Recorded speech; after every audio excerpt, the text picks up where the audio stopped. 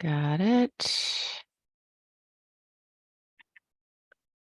All right.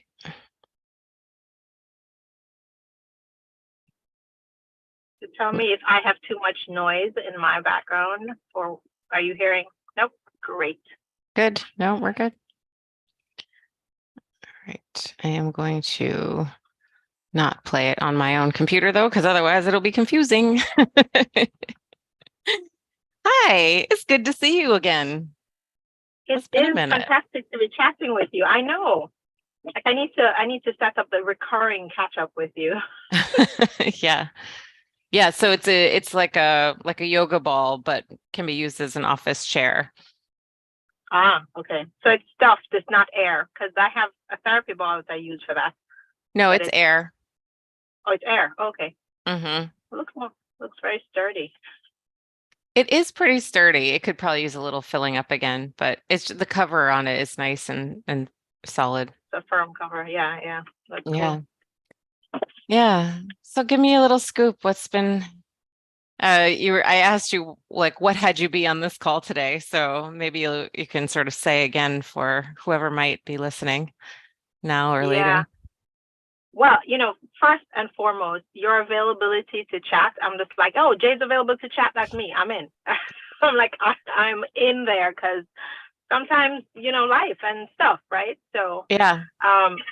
And then two, I'm in, my car is making noise now. I apologize.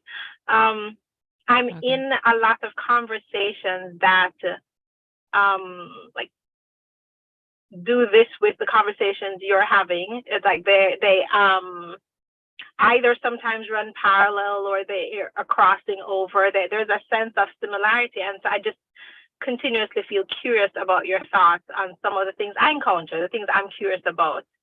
And so I'm in conversations right now around change. How do we, in a space that feels toxic or unsupportive of the humans there, but a particular person may have a particular role that gives them overt permission, the DEI coordinator or something like that, to do something, but the culture is what it is. This is the way people have been. So there's this giving of a nod and doing trainings. And I often, for me personally, I often say training isn't going to make a difference. The difference needs to be made in the micro. But I've just been curious about like that feels so unhelpful when I say that to people. So like yesterday's conversation was with a union rep, and a union, like a leader in a union that's working very hard in a particular situation that has come up, and they also have various trainings, and as I got on the inside of the type of workers they support and the way life is for them, and the union is working, in a policy directed way, and contracts are trying to make sure that there are rules in place to protect people, that as often as they put the rules in, the various people who are actually doing harm are thwarting the rules. They're working around the rules. They're doing, and so it's like, what's the way to support a person to feel like this is possible and that this cascades in the middle of an entity that hasn't yet said, whoa, we want to help heal humans. Like when people say we want to help heal humans, I'm like, good, I'm there. I can tell you how, right? Let's figure out the how. But when individuals are within spaces that haven't yet said that, I'm like, what's my helpful voice aside from, no, let's create a new union. Leave that place. Do something else. Throw the whole thing away.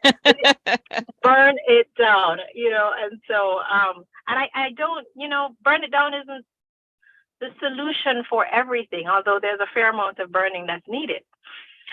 Well, and how do we be in the meantime, right? Right. Since burning can be its own protracted process. It's not like zap. It's like right. we would love to zap. Right. Slow burn. So, yeah. Yeah. Well, I mean, you and I think have had this conversation that there's no it, right? There's no it that happens. And so the question is, who's the person you're talking to? And what has them talking to you? Because clearly they are talking with you because they have some sense of wanting to create change or wanting to, instigate healing in some way, right? Right. Yeah. Yeah. Um, And they may their perspective on the breadth and the scope of what they can do may themselves, they feel very limited by that, right. right? So they want that, but they also have this really strong sense of these are the guardrails. So they play a little bit outside the guardrails. This is my favorite place, though, to play, because this is this moment of feeling, right? Oppression from this, right? Like, here are the things, here are the parameters, here are the constraints. And yet, like, is it possible that those constraints then can give me some room to create spaciousness in here that inherently will infiltrate and infect, right? And of course, right here for me too, with people I talk with, you're bumping up against the question, like, it shouldn't be my job to have to do this. And yet here we are, right? Here we are. It's like, yes. right? Yeah. Like we shouldn't have to have Black lawmakers create, like actually having to get expelled and be put back in order for people to see what's already happening here. We shouldn't have to do that. And yet we do. Yeah, here we are. I mean, it's either that or attempt to opt out, which is also it's not physiologically feasible in a lot of cases. So what do I do with a place that I have? So for me, that's the place, like, to figure out where is power, right? Where is there a little bit of influence already? And where do you want the influence to flow to? And like starting to sort of pull the connections together and go, because a lot of times I think, if I'm hearing you right, you've got somebody who's union rep, so they're situated between, say, right, two organizations in a certain way, or maybe many organizations. And they have some people that they answer to who are their constituents, right? And then they have some people maybe on a direct team, and then they probably have somebody who they answer to in certain ways, right? Like all this hierarchical stuff that happens inside of an organization. And I think sometimes, because especially when we're working through policy and we think that that's where power lies, we can miss the fact that there's a lot of interpersonal power dynamics that are happening kind of day in and day out, right? And so where are the kinds of conversations that can be had with, say, people who seem that they're sort of above in the hierarchy, that can start to break open their thinking? Like, where are those, is it a weekly or monthly meeting? What kind of questions can be dropped in there that sort of force a different kind of thinking, right? What kind of body can you bring to that space that engages their body in a different way? So for me, that's where I always like to get curious. As you were saying that, I think, and this probably leads into my own perspective of what am I selling, which is a whole different conversation, or not. Maybe. Right, maybe, right? But because I'm invited into a conversation to talk about training, DEI training. I find myself saying, training doesn't work. And I'm not saying training doesn't work, but as as they were describing training, then the structure that they've put around this thing, the portal, the videos, and so on. And so then I'm asking them about, so when do these people actually come together right now because the people who, are need to be supported don't have the time to attend the training. So I'm like, so when are they getting together? Yeah. Right. So when are they getting together? Oh, What they're makes you getting think that together. getting together is requisite here? Like what's the thing Oh, that you think happens when people get together? well, for these particular people, I think that there's an experience of either doing harm or receiving nourishment that happens when they are with each other. And then of course there's a history of when we're with each other, these are their potential clients. So I think from the union person's point of view, the people that they're supporting have a history of experiencing harm within the spaces that they are, from other people, and then or receiving nourishment. And so my question was about, instead of trying to get those people to attend the thing, when are there existing opportunities that they're already collecting, and then those become the spaces for some of the conversations, the asking of the questions, or the anything that feels more between us, because I tend to play in the space between two people, and then between three people, and then what's happening in that space. And so I was just like, where are those spaces right now, and how do we support that? And I felt like I was saying, let's not do the training. And so I'm, wanting to be also to be aware of what I'm calling that. But I was, if I had cloned myself, not that that's even, but if I were cloning myself, I would land in that space with the people, and I'd be kind of offering to hold it in a little bit different way, noticing, reflecting, inviting certain kinds of conversations. If it's even Yeah. 10 minutes or 15 minutes that they have as part of, say, the top end of their weekly, whatever it is. Then that requires you being in a space when they don't even have space, and then also a conversation that's on top of whatever that 10 minutes was designed for in the first place. Or in the first place, yeah. Whereas like there's already certainly some way, right? Whether it's email, Slack channel, I don't know, right? There's already some communication happening. And so for me, the perspective I often take is, how do I help the person I'm already talking to who has the commitment begin to be the person who creates some agency for themselves first, right? Because if I go in and try to create agency across a team or something like that, and the team hasn't invited me, I don't know them, they don't know me, right? Then I'm suddenly a new person. And how many consultants have they met already? And they're like, oh, one more person so that nothing can change, right? Yeah, yeah. So for me, it's like, where is change already happening is the first place I get curious, right?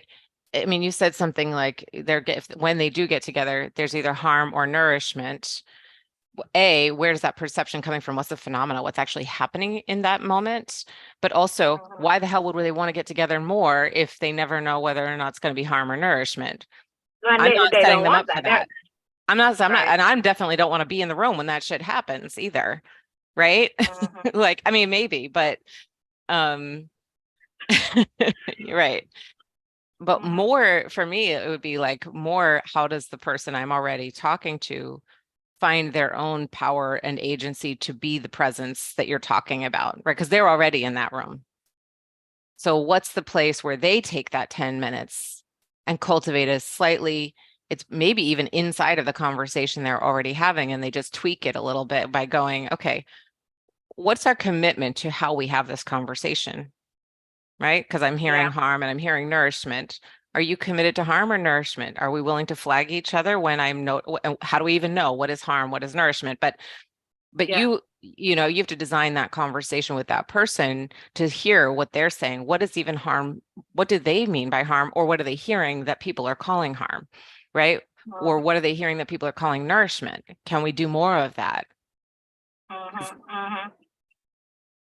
My guess is, right, people are saying nourishment, but otherwise you're going to have to go in there and design nourishing conversations. I'm saying nourishment too. People aren't saying nourishment. People are probably just, because we're in many of these spaces, people are have so many layers up They're really just saying they don't feel bothered. They don't feel upset. It's more, they're more saying, okay, this was okay because none of the bad things happened. Like me, I remember to have such vivid memories of childhood. My grandmother, a wonderful woman who I loved so much, but it was this thing of when Momsy is quiet, everything's okay, versus when she was loud or yelling or whatever. And so a lot of the spaces have gotten to the place where people are like, fine, nothing bad has happened. And so nourishment, as I'm calling it, is further beyond this. Nothing bad has happened. It's an experience that I'm wanting for them, that they may, the person I'm talking to may also want it, but the people that person is serving, they aren't even necessarily dreaming that this is possible. They're just like, I want to earn the coins and I don't want you to treat me badly while I'm earning these coins. Right. So do they know how they get nourished in a conversation like that? Do they ever already? The people in the room that the training is designed for, or the person you're talking to? Yeah. That's a great question. I've often flipped things back and said that the medicine that you're trying to give to people is the medicine that's for you. So I'm usually trying to pull people back to, like, what does this mean for you and your team? You who are trying to save the world, the two of you who are trying to save, the 2,000 people in this union. And so that's a cool question, just to, like, what is clearly this person spent 45 hour and 15 minutes on Zoom with me, even though we had a 30-minute Zoom scheduled, and only came off because of a pressing other meeting. So, and described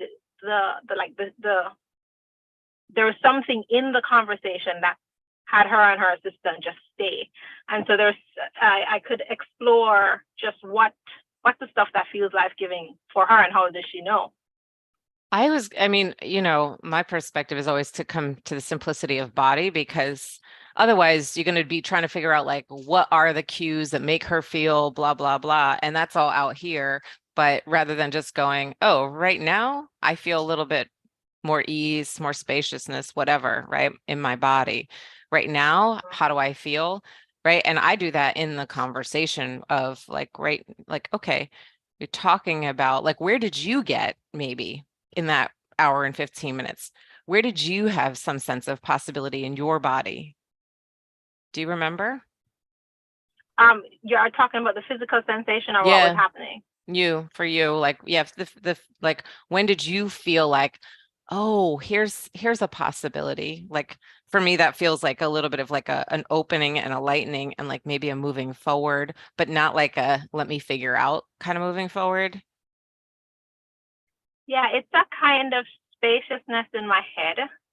I don't know how to describe spaciousness. It's like, it's almost like it is a moving forward, but it's like an expanding small level vibration that's kind of coming this way, but not in a way that's creating tension. It's a stilling. It's outward coming out, or it's expanding from the center this way, but it also gets to a still point, and I'm just like, yeah, this is the thing. And I'm feeling it now, so I can describe it because I can, this is that.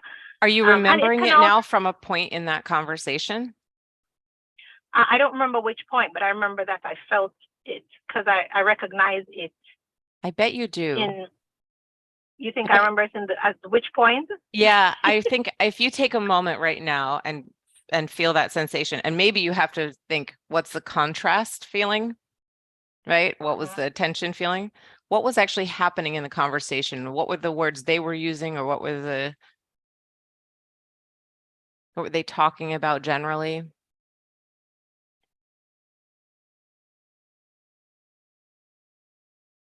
Kind of seeing pictures. Let me see, words.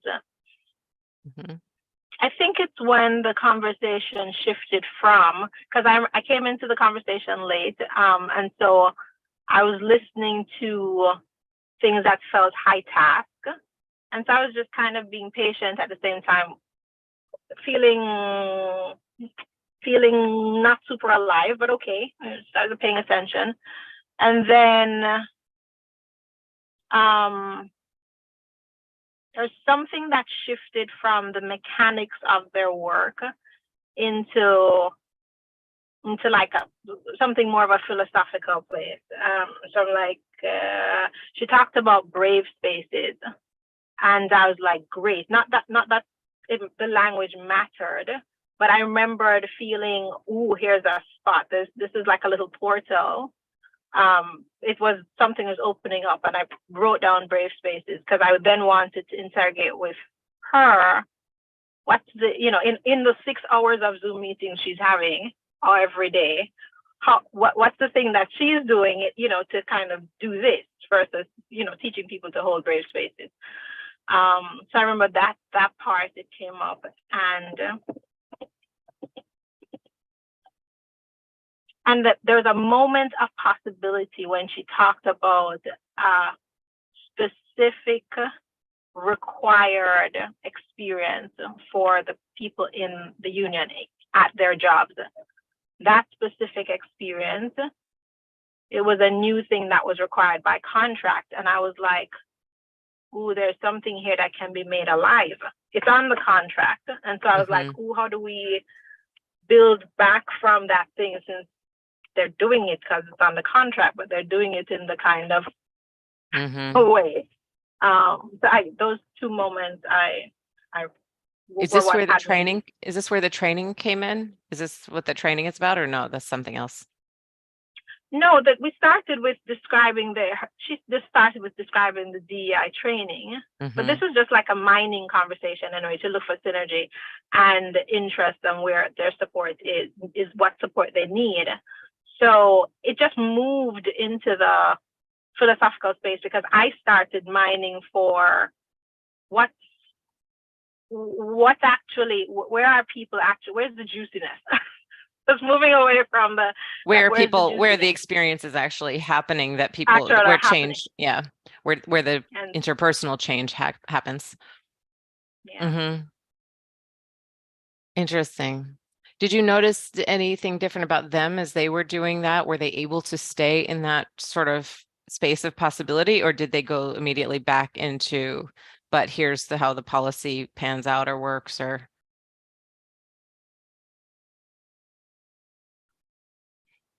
They stay in a place of possibility as long as I was kind of having the conversation. Sure. But as the walls came in, the time walls and the on the ground walls, as in they're queuing up, some kind of protest because they're in contract negotiations. There's a sense of, but we can't explore possibilities because there's some real work. And you could feel the encroaching of the real work, right? There's contract negotiation happening now, and if it doesn't go well, then there's, and there's that thing that was also sharing the space with us. Yeah. I was going to say, because for me, this is where the juice is this flipping back and forth in their bodies of, I invented this body that feels possible, and then I invented this other body. The only thing that happened was I was talking about two different things. Can I bring this body into that negotiation space? Because my guess is, I don't know if this is like a physical protest and people are going to be standing, not going into work and actually physically protesting. But in those spaces, those are the places where people need that internal, yes, power, but also spaciousness for possibility to show up for themselves, right? Because guaranteed, they're all trying to figure out, how am I going to feed my family if this doesn't pan out? And right.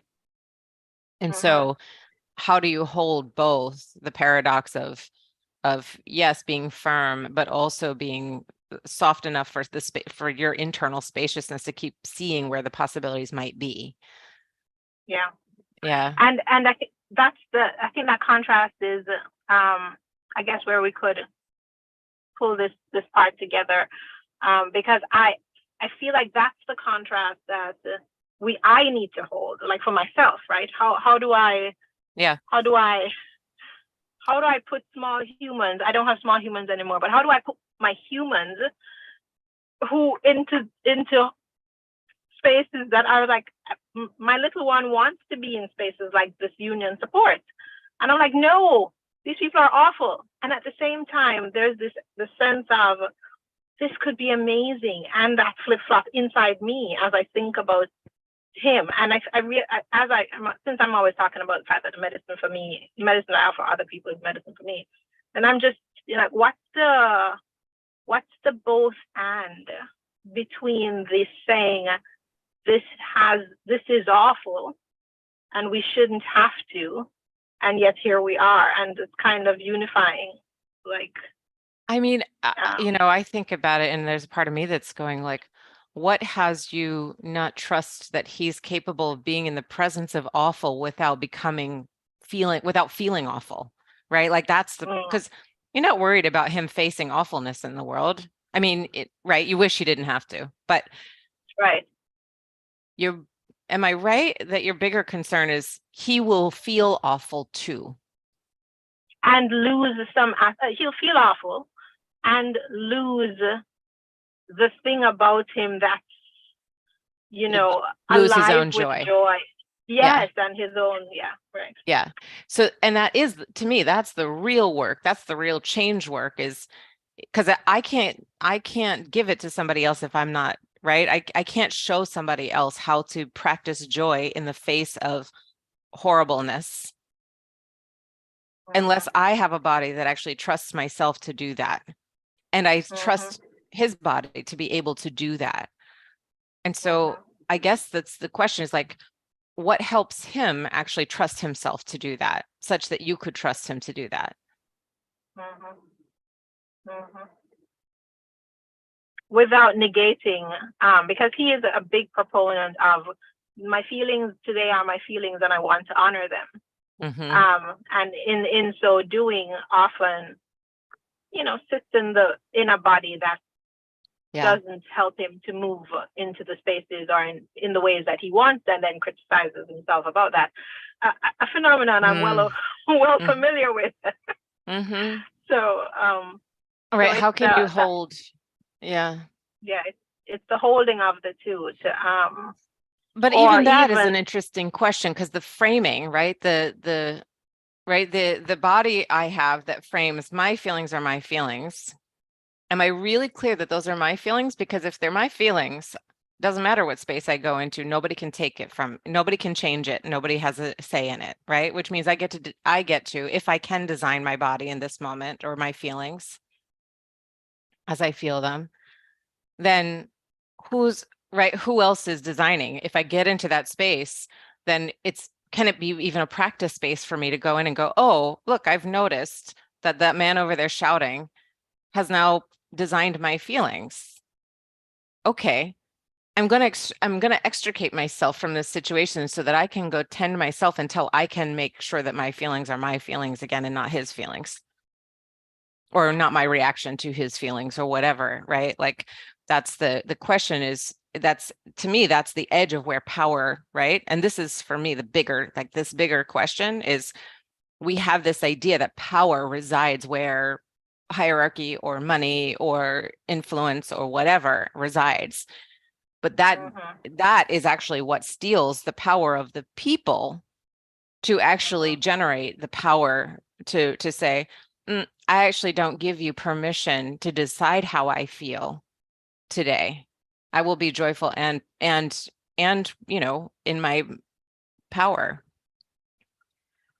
And right, how do you do that without the self-judgment? Is by exploring when you get into the space, right? You can only do it by doing it. Of course.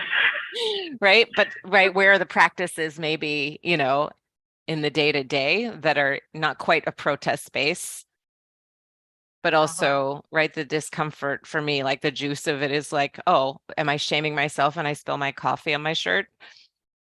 Like if I do that enough times, then I can try it in a slightly bigger context. Am I shaming myself when a client is unhappy? Oh, okay. Maybe then I have another context. Am I shaming myself when I go into, say, one of our clients is working in a youth, judicial system, and she's shaming herself when she can't actually turn it totally upside down and release all of these young women to back to their, you know, back to the society that put them there in the first place? Like,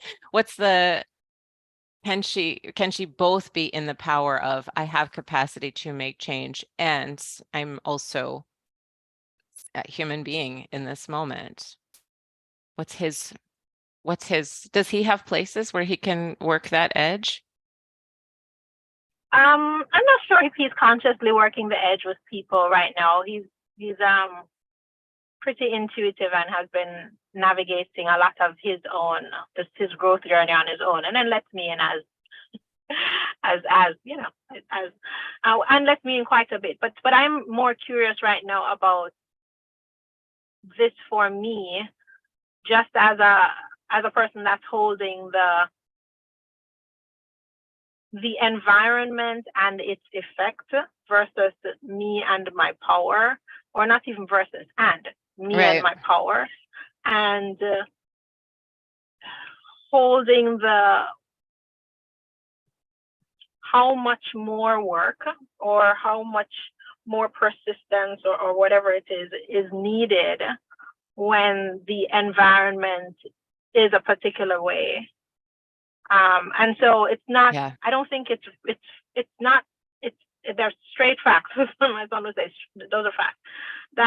That the amount of noticing of when I'm shaming myself, for if we were using that as an example, is the amount of opportunities I have to notice that then is massively, like I've just enormous amounts of these opportunities in some environments more than other environments. Mm-hmm. And so the amount of reps, the amount of time I have to do it to build the habit enough to feel my power within certain contexts is a lot. And I can Maybe. just kind of sitting. Is that true? Okay, go ahead. Tell me more. Well, I'm just wondering, like I know you and I have babies who are similar in age, but you remember going into birthing babies? Yes, I do. And there's an intensity to that experience that you cannot prepare for, right? Mm-hmm. It doesn't matter how much you've prepared for it. You can't know what it is. And yet you don't necessarily have time or space to, right? You either get present in that moment and you work with the energy of the intensity, right? Or you don't. Mm-hmm. So what I'm pointing at is I'm betting there are moments in life where the intensity has called you to your practice rather than you being ready. It's not the readiness that I'm thinking about. There's something, yes, I agree with you. That analogy works well for me because I have lots of intensity in my life that's similar, though not as intense as birthing, but close.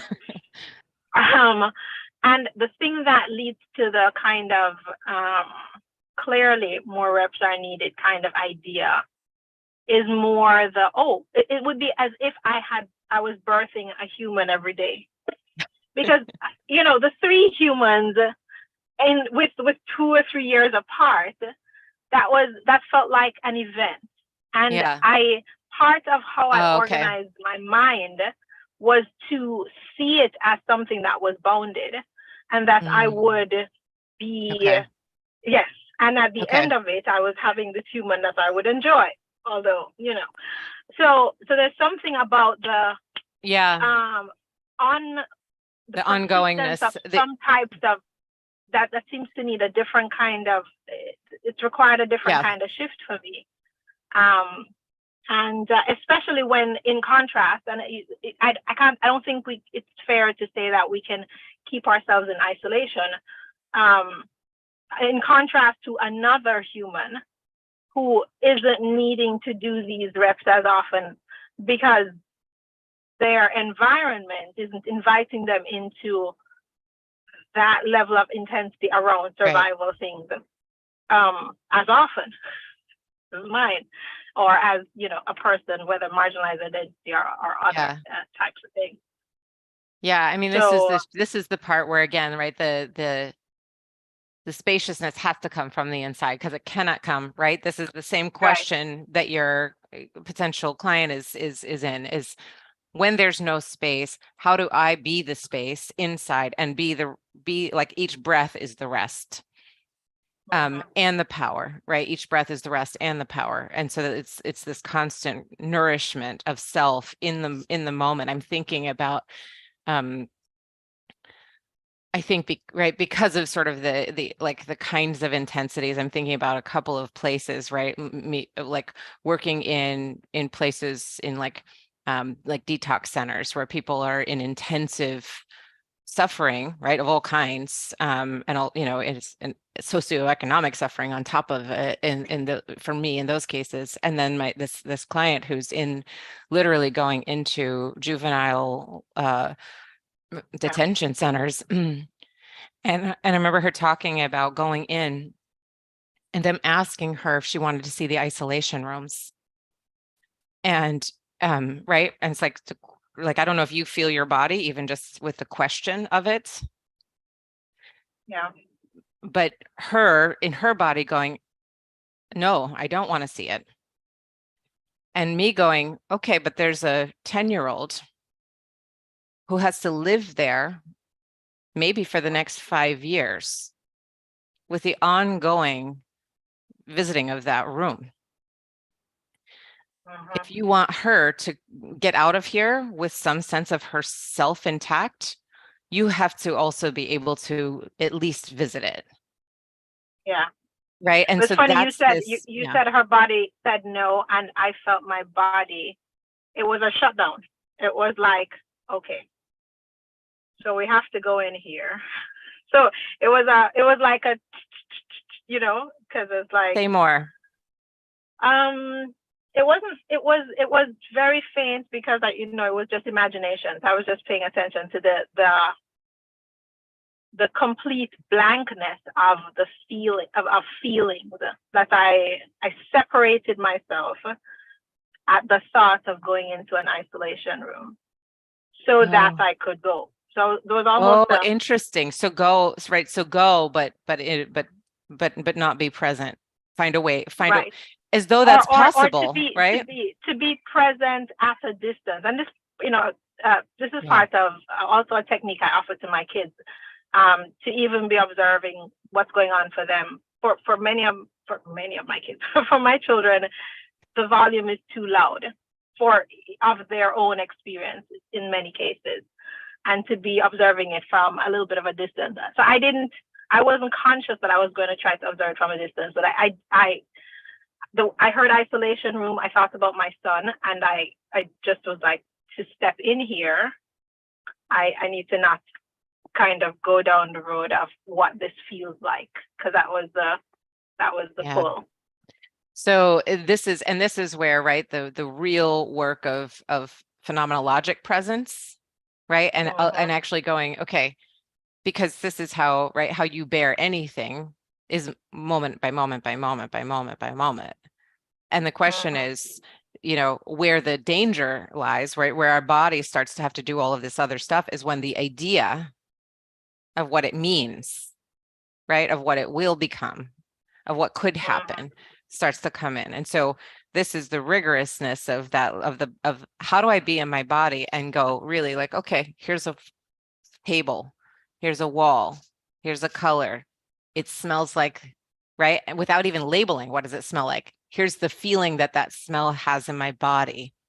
Like, and stay with that edge of like, okay, I am not I haven't starved to death right now. I have had water in the past 3 days. Like really just the simplicity of like, okay, my body hasn't fallen apart here yet. Or can I observe the ways in which it might be falling apart a little bit, right? It's like that level of rigor is really the practice. But yeah, I mean, right. And it does take, like you said, it's like can be like a muscle, right? And so when it's an event, it's an event. And then there's a level of intensity that requires us to be in practice such that we either build or we, collapse. And what do you need? But that's the real question then. What do you need as support to be in an ongoing intensity, right? Right. I think in a union, right? It's like working in homelessness, right? Or working in some place where the intensity of what's going on for people is so ongoing that how do you actually make sure that you continuously have enough of the nourishment of yourself, and how do you get that in the moment? You remember it already without it having to be an event.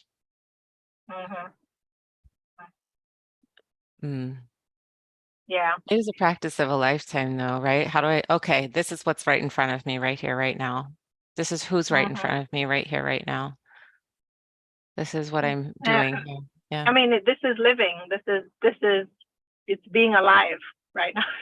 Yeah. And it's like, always thinking about like, this may feel intense to me, but I didn't grow up where there was a bombing, possibly on my house every day or every other day, and so it's like, but what is the body that can both do that and be joyous?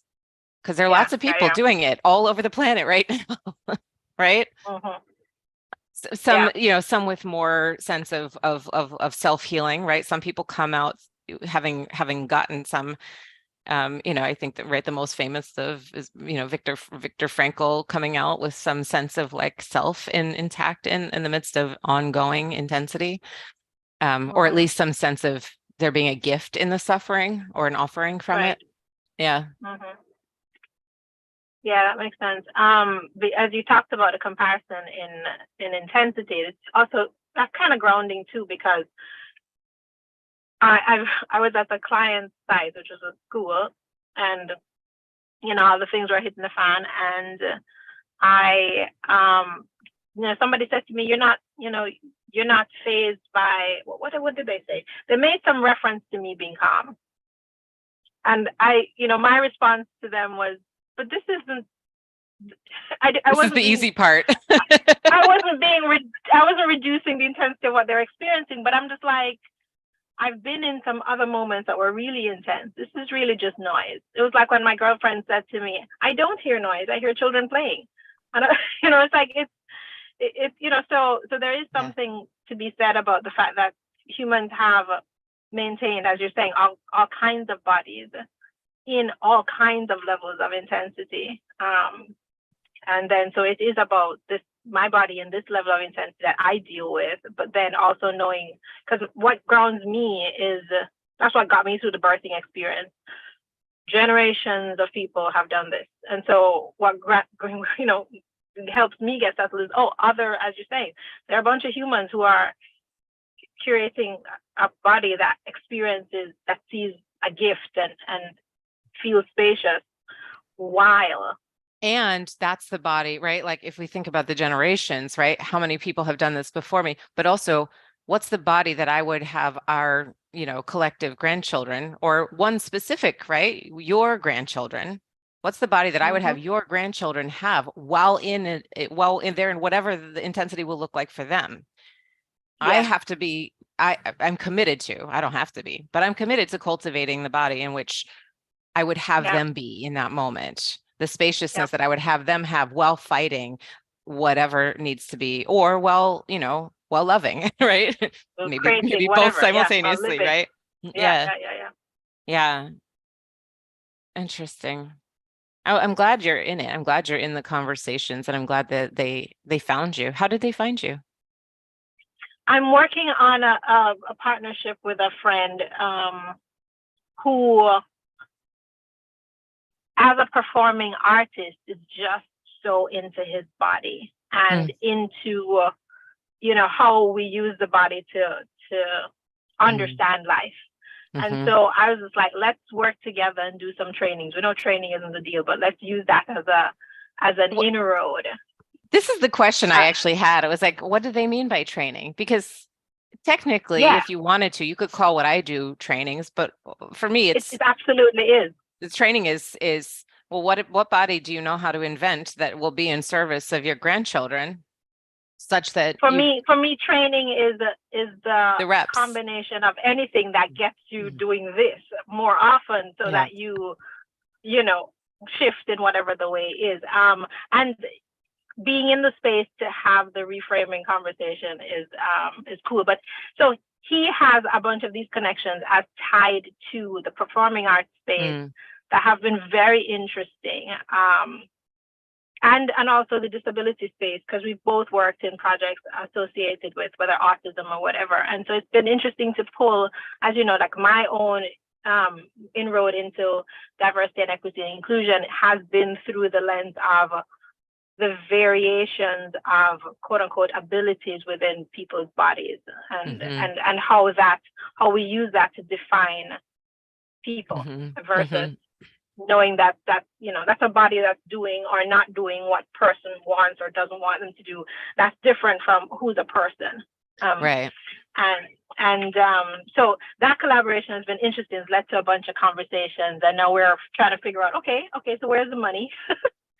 But it's, for me as a person, being in the conversation, like that, I get that feeling in the conversation. And I feel, you know, hopeful, because that's the place that I create. It's the place that I get a lot of, whether it's information and insight, and then I can kind of, you know, massage it. And so, and that's an aspect I've been saying to people, I'm creating work ecosystems for humans. That's the entity that I'm structuring. Within that, there are a couple of separate projects, and one of them is this immersive whole body type of training experience, learning experience, that then opens conversations up to about all the things. So it's like the failed trust fall. The failed trust fall. I get to be in the room when we have the the failed trust fall now, and when we get to process that. Oh wow. Ouch. It doesn't fail. It doesn't fail in that direct way. It failed. It's so funny, not funny, but it's interesting to be in the room. I'm one of those people who will say, no, I'm not going to drop. I'm not going to lean back. And then to be in the like, you know, what does that even mean? And how come? Right. And we have all the good reasons, but then the more we kind of just explore it, does, you know, just you get to all the things. Yeah, there's a lot of juice in it. I do have to pop out. I was just thinking though, because you said it, like, where's the money? And for me, you know, again, body is sort of my inroad, but the practice of, I feel possibility in in a particular part of the conversation is usually pointing to there's something the person I'm talking to is on about in the world they're creating that I'm also committed to. And I can see, usually I start to feel that when I can see what's possible for them and for their, you know, coordinating inside of the organization that they're in, and I can start to see, oh, here's where they sit, and I can start to see what's possible in terms of, you know, I always think in terms of the body, but it's like, where are the sort of sinews and crevices and fluids that can move from where they are, that they actually have some say in moving, and how could those infiltrate into all the different areas?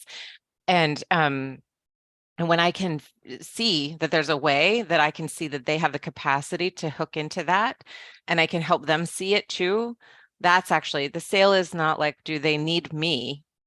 Or does that person feel possibility? It's, do they see the possibility of cultivating that self that they have into the spaces around them on behalf of the people that they are committed to? I mean, so then you also have to do the part of, like, you know, what's the, how much, how much and when, and who's got the purse strings and all the rest of that. But all the things. Yeah. So I'm just going to backtrack that a little bit, because when my face expands or whatever, when that happens, in that particular thing that I am seeing, feeling, is the intersection between what they're working on or what they're creating and what I am interested in. So it's I guess, support them in the creation of that. That possibility. Yeah. That's cool. Yeah. Thank you. Yeah, it's so good. We could to be continued. We can Yeah. I think I'm now that we're less, all tied down. I'm gonna hop on the train. I'll be in DC in a second, and we'll just Okay. spend half a day. I'm into it. Let me know. Let me know. I'm here. I'm we'll just here. do a thing. Yeah. All right, Good. cool. Thank you, Good. my love. It's just good. So good. Thank I didn't you. even get to ask you about your kiddos, although I got a little taste of what one's up to, but we'll have to, well, I do have Well, to yeah, no, I'm gonna find put in the wherever in on DMs the or notes. wherever your regular link, and then Okay. I'll go on it and find time, Sounds and we'll good. swap all the notes. All right, take All care. right. See ya.